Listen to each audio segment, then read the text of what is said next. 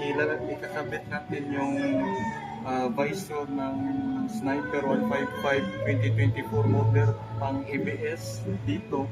First, tanggalin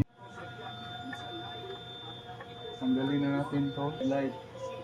So dapat nakalagay ito dito guys,